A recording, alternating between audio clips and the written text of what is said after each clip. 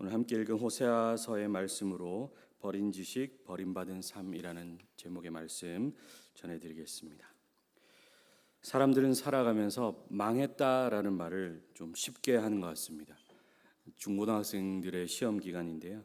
애들에게 시험 잘 쳤냐고 물어보면 가장 많이 하는 말이 망했어요 하는 말입니다. 시험 조금 못 쳐도 망하지 않는데 말이죠. 망했다라는 말을 참 쉽게 하는 것 같습니다. 그 외에도 여러 가지 일에 있어서 우리는 망했다. 오늘같이 비가 갑자기 오는 날 우산이 없어도 망했다. 이런 말을 참 쉽게 하는 것 같습니다. 그런데 정말 망할 때도 있죠. 그렇다면 정말 사람은 왜 망하는 걸까요?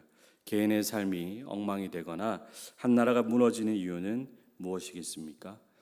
개인의 경우에 건강이나 물질의 문제나 또 나라의 경우에 경제나 정치, 군사력이 약해서 망한다라고 말할 수도 있겠습니다. 그런데 오늘 본문은 우리에게 다른 기준을 말하고 있습니다. 호세아 선지자가 활동하던 시대에 북이스라엘은 겉으로는 보기에 번영을 누리고 있던 시대였습니다. 여로보암 2세 시대에는 영토가 넓어졌고 경제도 성장했고 그러했지만 하나님께서는 그들의 모습을 향해서 경고하고 있습니다. 호세아는 북이스라엘이 멸망하기 40년 전쯤에 활동했던 선지자입니다. 호세아의 오늘 이 안타까운 예언이 선포되고 난 뒤에 얼마 지나지 않아 북이스라엘은 아수르에 의해서 멸망당하게 됩니다. 그렇다면 하나님께서 이 이스라엘의 멸망의 원인을 무엇이라고 진단하십니까? 호세아 4장 6절에서는 내 백성이 지식이 없으므로 망하는도다 라고 그렇게 말합니다.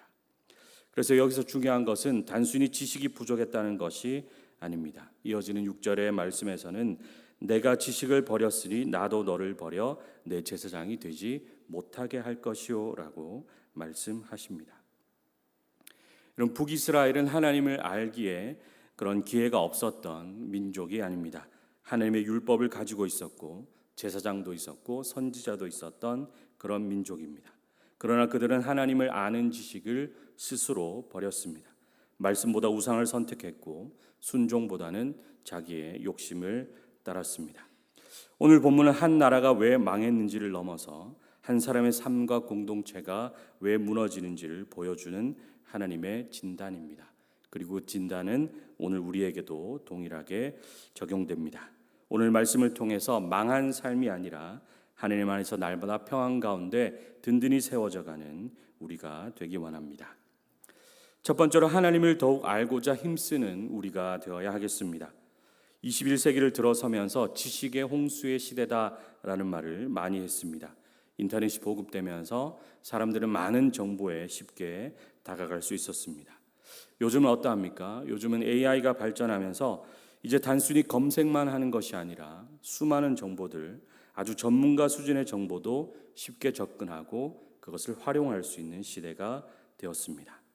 이러한 지식의 발전은 우리의 삶을 발전시켰고 우리의 시대도 엄청난 속도로 달라지고 있습니다. 그런데 그것으로는 결코 우리의 삶의 본질적인 문제는 해결할 수 없습니다. 덜 망할 수는 있겠습니다. 망한 걸 어느 정도 복구할 수도 있겠습니다. 그러나 우리의 인생의 궁극적인 문제는 결코 해결해 주지 못합니다. 북이스라엘이 그러했습니다. 본문에 결코 그들에게 지식이 그냥 없었다고 말하지 않습니다. 하나님의 아는 지식이 그들에게 없는 것이 아니었습니다. 오늘 본문 6절을 다시 보시면 내 백성이 지식이 없으므로 망하였는데 지식이 없는 이유가 그들에게 애초에 아무런 지식이 없었던 것이 아니라 있었던 지식을 버렸다라고 오늘 본문이 말하고 있습니다. 고의적으로 하나님을 아는 지식을 버렸다라는 거죠. 율법도 대제사장도 선지자도 그들에게 있었지만 그들은 그것을 버리고 세상을 택하였고 우상을 택하여 살았습니다. 고의적으로 하나님을 버리고 바알을 택하였고 세상을 택하였습니다. 그래서 그들은 버림받았다, 그들은 망하였도다 이렇게 성경은 말하고 있습니다. 오늘 본문 6절을 계속해서 보시면 분명히 말하기를 나도 너를 버려 내 제사장이 되지 못하게 할 것이요 라고 하나님이 말씀하십니다.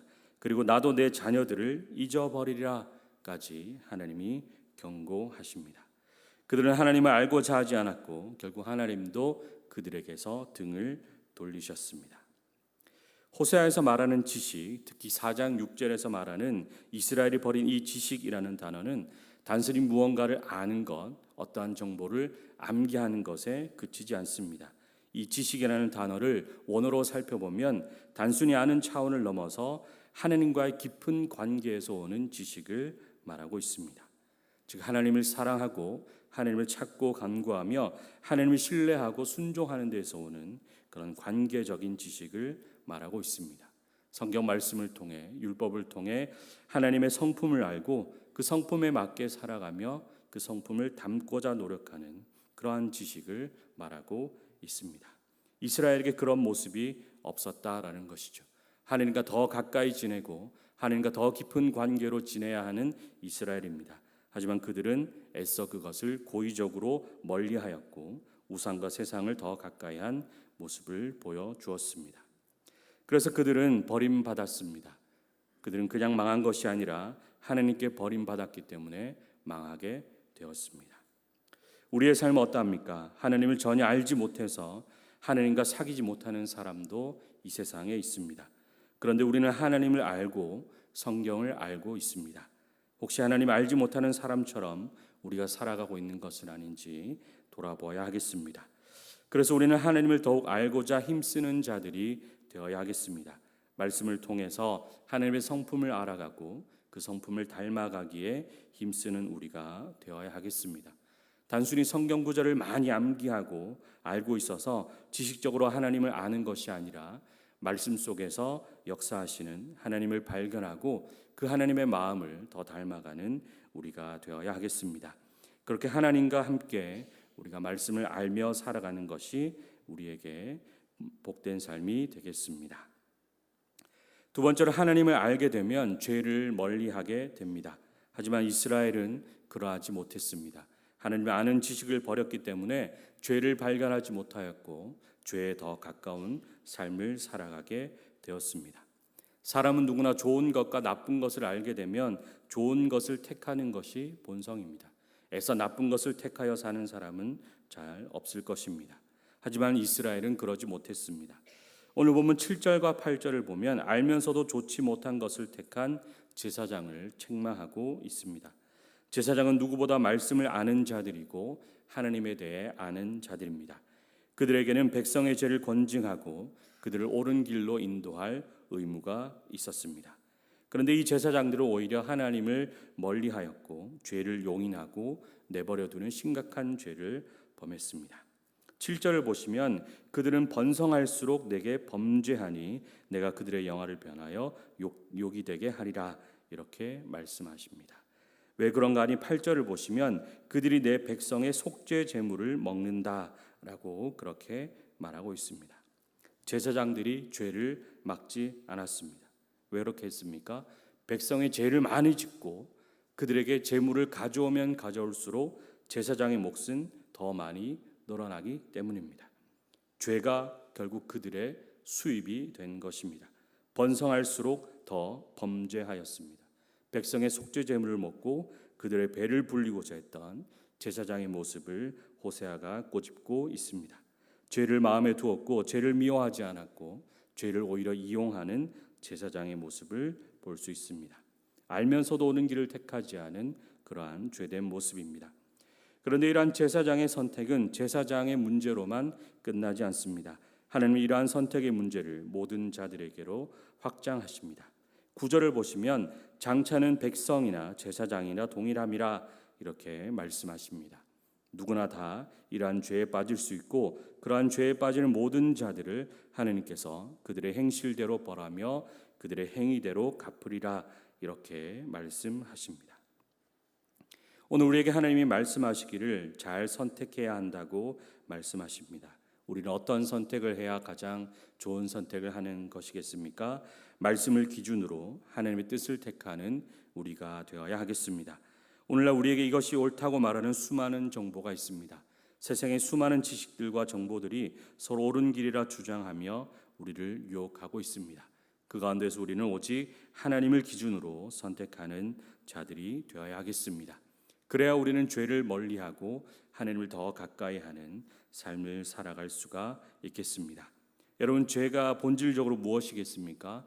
꼭 다른 사람을 해치고 무언가를 도둑질하거나 그렇게 해야 죄가 되는 것은 아닙니다.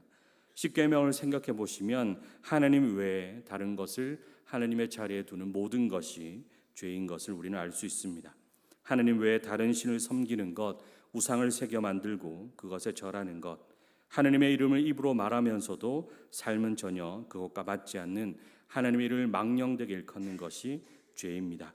하나님이 허락하신 안식일을 거룩히 지켜야 하나 하나님이 아닌 다른 것으로 안식을 누리고자 하는 것, 모든 것이 죄입니다.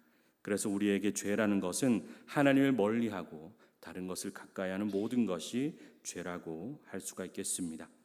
그래서 우리는 하나님을 더욱 알고자 힘쓰며 하나님을 가까이 하고자 힘쓰는 자들이 되어야 하겠습니다. 그래서 하나님의 기준으로 모든 것을 선택하고 사는 자들이 되어야 하겠습니다. 그래야 우리는 죄를 택하지 않고 죄를 멀리할 수 있겠습니다. 하나님을 고의적으로 멀리하는 것이 아니라 의도적으로 하나님과 더 가까이 지내는 우리가 되어야 하겠습니다. 마지막으로 하나님을 가까이 해야 진정한 만족을 누릴 수 있습니다. 이스라엘이 왜 이런 모습을 보였겠습니까? 그들의 삶에 만족함이 없었기 때문입니다. 우상으로 세상의 것들로 아무리 채워도 만족이 되지 않으니 더 그것을 향해 나아가는 어리석은 모습을 보였습니다. 오늘날 많은 사람들도 중독에 걸려 살아갑니다. 예전에는 중독이라 하면 약물이나 마약 같은 심각한 문제에서만 중독이라는 단어를 사용했습니다.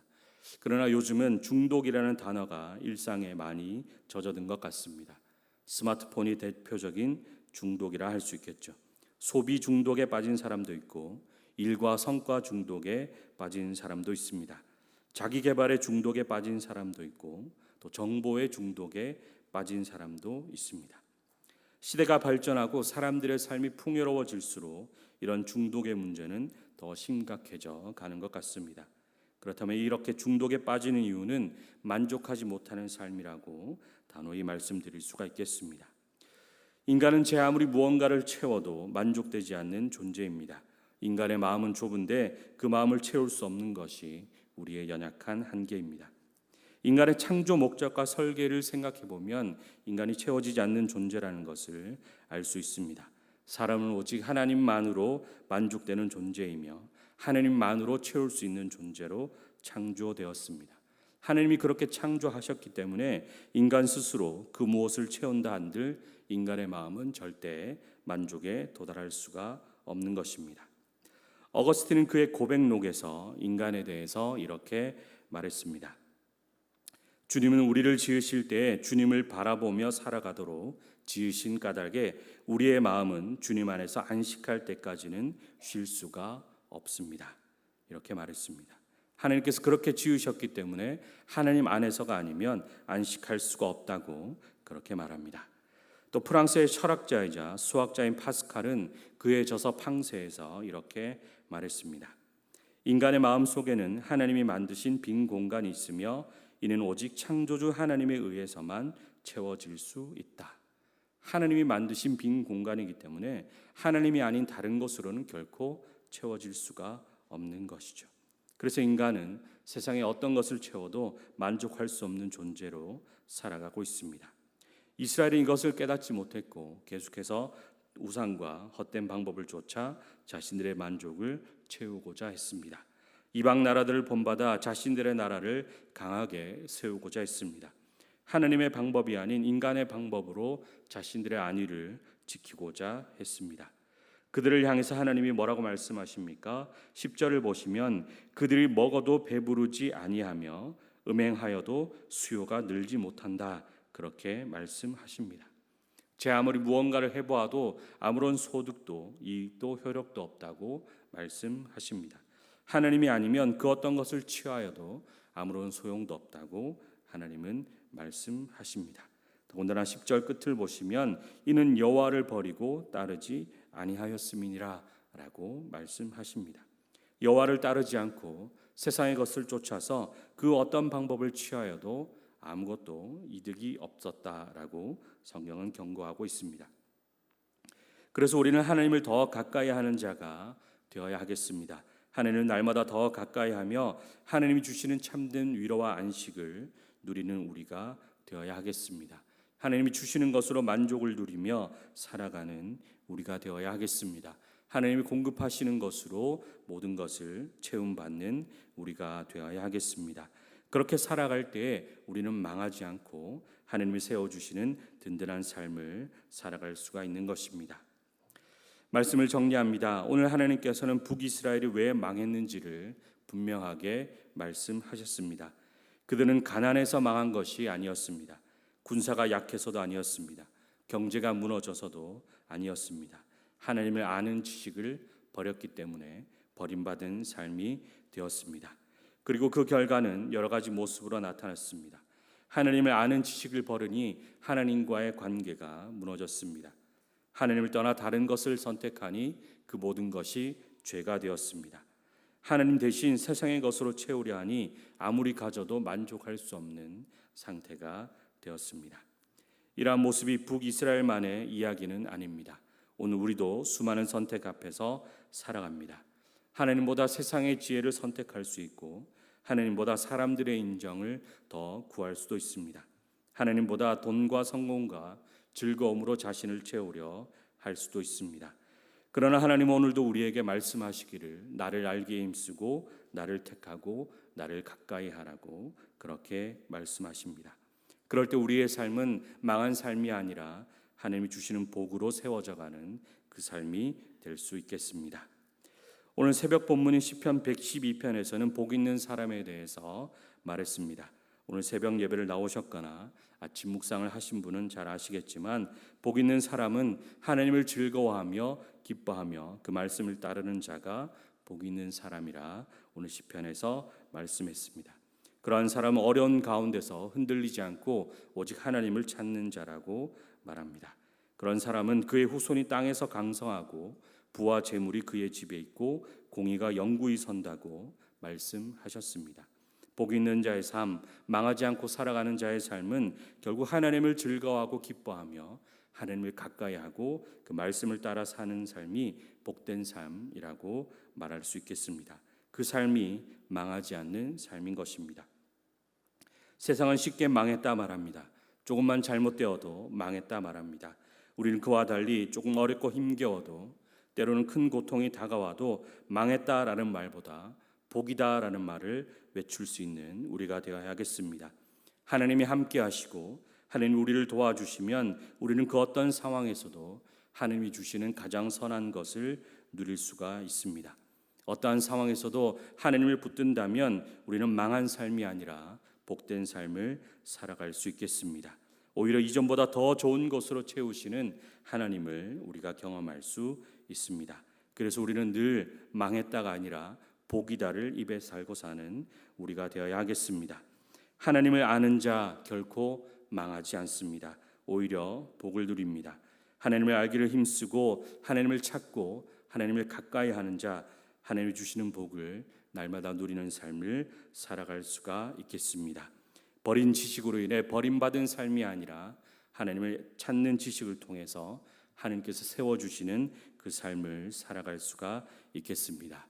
우리 모두가 말씀을 더 가까이 하고 말씀에 순종함으로 이러한 복을 누리는 자들이 되기를 소망합니다. 날마다 말씀을 가까이 하여서 하나님 주시는 참된 복을 누리며 살아가는 저와 여러분이 되기를 간절히 소망합니다. 아멘.